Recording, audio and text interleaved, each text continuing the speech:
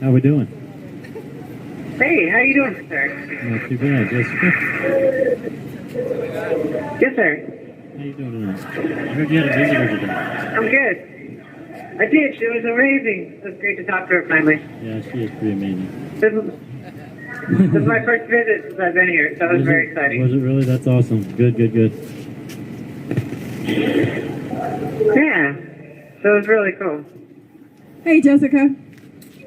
Hey. Yeah, so it was nice to talk to you. But you know what I realized when we were talking and we were talking about your book, I never did really get, because I was going to talk about what your book was about, but I was like, well, wait, we got a little sidetracked, so I'm not sure.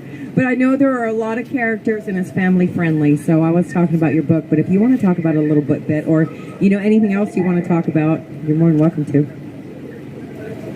Right on. Sure. So, long story short, it's like a fantasy. I'm getting a lot of feedback. Oh, are you? Yeah, like everything I say is like echoing back at me. Okay, how about that? Is that better? She can't hear you, cut it off. Is that better? Oh, no, I guess I'm supposed to turn the mic off while you're talking. So I'm going to turn it off and you can tell us about your book and then you won't get feedback. So go ahead. Oh, okay. Right on. So, I mean, it's whatever. It's basically a fantasy book. It's, like I said, it's family friendly, but it's like, it doesn't have any, like, sex, it doesn't have drugs, it doesn't have, like, what little bit of violence is in there is, like, limited to, like, it's not explicit, you know, but it is, like, a fantasy novel. I don't want to say too much, because if I give away too much, let me just say, like, it's a fan fiction, so I'm publishing it for charity. All the proceeds are going to go to charity, and so I'm starting up a whole charity to do that, and That's nice. And Sherry wants to know if it has a title. I will just spoil it by saying it's called The Peacemakers. That's as much as I'm willing to say just yet. So basically, long story short, it's a fan fiction. And the fan fiction is, I don't have the explicit permission of the estate yet. Not that I need it, as long as I don't profit from it, but I don't want to spoil anything until I've reached out to the estate. Yeah, don't spoil anything. Yeah, we don't want to spoil anything for you. So, all right. So, how'd you spend the rest of your day? I came back and I just basically took a nap. I mean, and I don't know. We're on rec now, so I'm out on rec right now. And we went to the courthouse and watched them lie, or actually sway, and watched some jury selection, just a couple because we got there late. But it just reminds you the jury pool in DC is so slanted, and the judges lean the rest of the way over. So. Yeah, we got to go witness that for a little while, and now we're out here on the corner, so that's what we did with our day. Right on. You got there for Chris Alberts? Yes, for part. I actually got to see him testify a little bit, so I thought he did a really good job. But, the prosecutions they're they say things and use words that are more inflammatory than they have to be. But, I did get to see him on the stand, and I thought that he did a really good job. Right on. That's good. Yeah. Yep. And then also David Ryan's jury selection, and Sean McHugh had a hearing. He did end up having a hearing without his lawyer. That absolutely did happen. Let's see what else happened. The Proud Boys trial was going on. And where else did we go, Tammy? Oh, I don't know. We were all over the place, but yeah, there's lots going on there. It's like a January 6th mill running people through there. And again, I don't understand why groups like the Oath Keepers and Proud Boys have to be tried 5 at a time. I don't think that's fair for anybody, but it still continues to happen. Yeah. Yeah, our trial was really just crazy. They created evidence out of thin air and then held it against us. Like, they tried to say that all these phone calls happened to coordinate the strikes on the Capitol, and those phone calls never happened. And they created a spreadsheet to show them, and then the FBI got on the witness stand and like, oh yeah, these phone calls absolutely happened. And we had to subpoena one FBI agent just to prove to the other FBI agent was lying and stuff. I mean, it's just crazy. Like, they claimed that like I had some BB guns, like some airsoft guns, but they were broken. They weren't even real like working airsoft guns. That they were like fixer-upper, or like once I would just take parts to fix other airsoft guns. I used to play airsoft, like not semi-pro, but like I used to play airsoft like a lot. And so I had these broken BB guns that like stopped working forever ago, and they're like, oh, look at this stockpile of firearms, and I'm like, those are BB guns, they don't even work. Like, yeah, our trial was crazy. Yeah, that's exactly the kind of thing I'm talking about. Talking about old broken BB guns as a stockpile of weapons, and they continue to get away with it. You know, that's just what they do, and the jury eats it up. And you know, they have what, you know, a 99.9% conviction rate. I think maybe a couple of you guys didn't get convicted on every single charge, but you know, it's no accident that they're running people through with such a high conviction rate. Yeah, well, they're depending on the DC juries to be completely slanted. So, like, for us, like, we were charged with destruction of government property. We were half a mile away. We were 30 minutes, it happened 30 minutes before we were on Capitol property. They arrested the guy who did it. They had him in custody. They already knew who he was before they even arrested me. It's like, they're just counting on slanted juries to bolster their conviction rate, and completely unethical. I mean, it's unethical, like. It's exactly unethical, but we have Suzanne Monk out here talking about how congressional members can hold the federal judges accountable. So, you know, they can impeach them. But so we're a lot of people are, well, some people, Suzanne Monk being one of them, are starting to pressure some congressmen to actually look into the federal judges and see what's going on in the courtroom.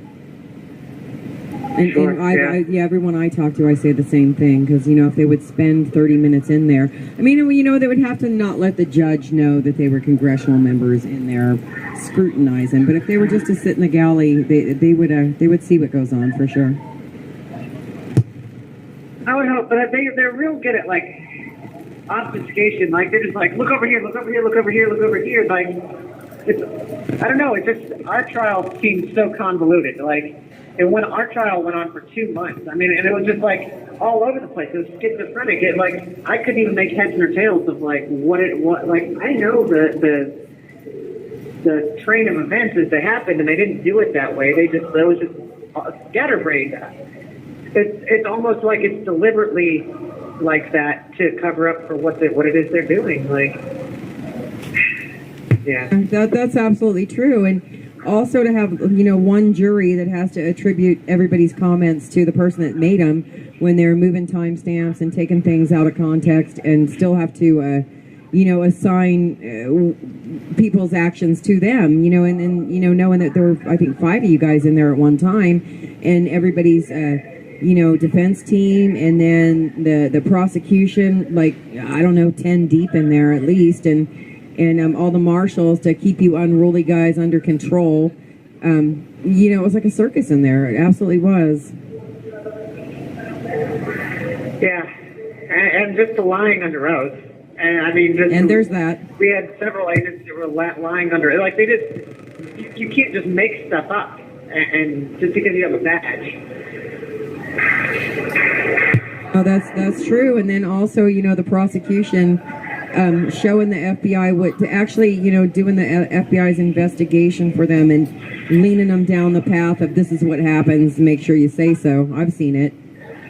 Like, you know, it's exactly. Like, you know, they tell the FBI what they're going to say, and they say it, you know, and then also in Kyle Fitzsimon's trial, they had one FBI agent up there. He had been in like 10 cases already, and considers himself an expert on footage because he'd seen up to 50 hours of January 6th footage.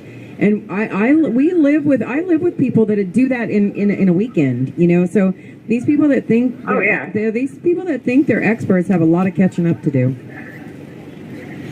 Right, like, yeah, I've watched hundreds, if not thousands, of hours of January 6th. I'm so tired of January 6th.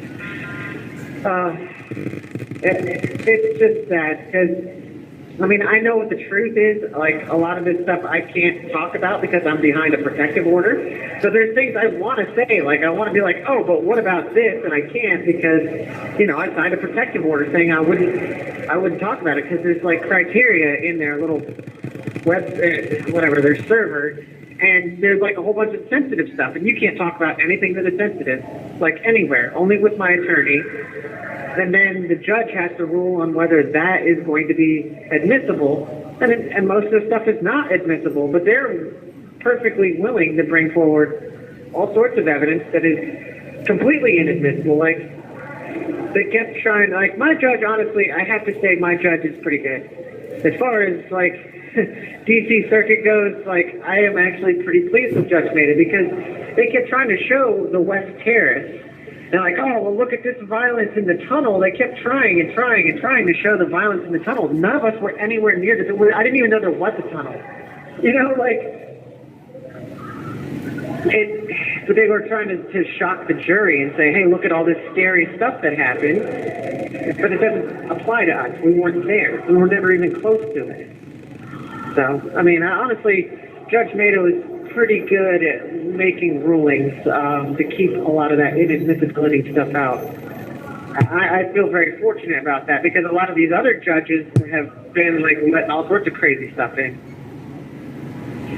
Well, yeah, apparently he didn't need it all because he got most of you on a lot of charges. Well, I guess, you know, because, I mean, I don't know. Sometimes I see him as sort of fair, but I also saw him, say things in a way to lead the jury to believe that all Trump supporters are crazy people.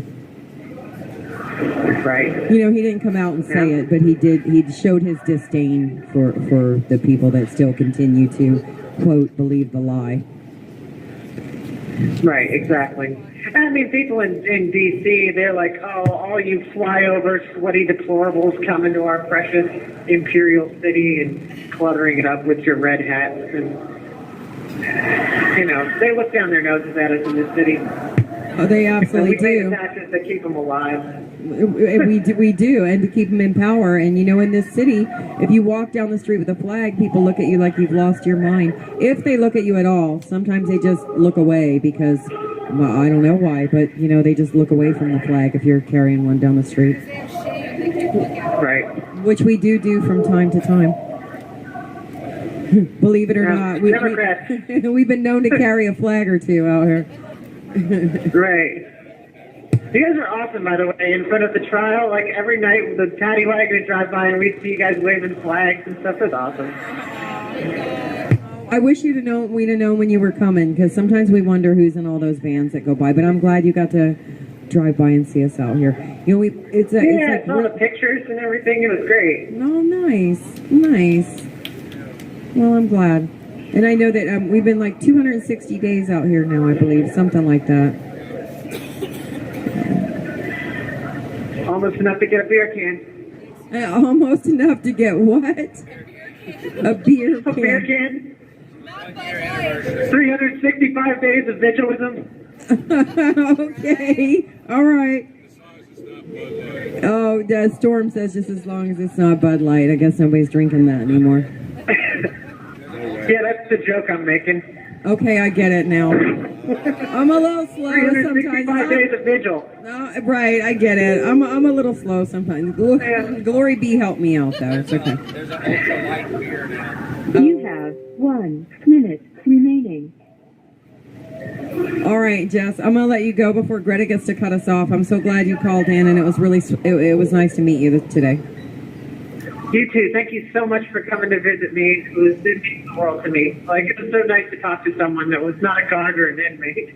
Yeah, thank you. I think next time maybe I'll let you talk a little because I know I was like 100 miles an hour, but yeah, next time maybe it'll be your turn. But it was really nice to meet you, Jess.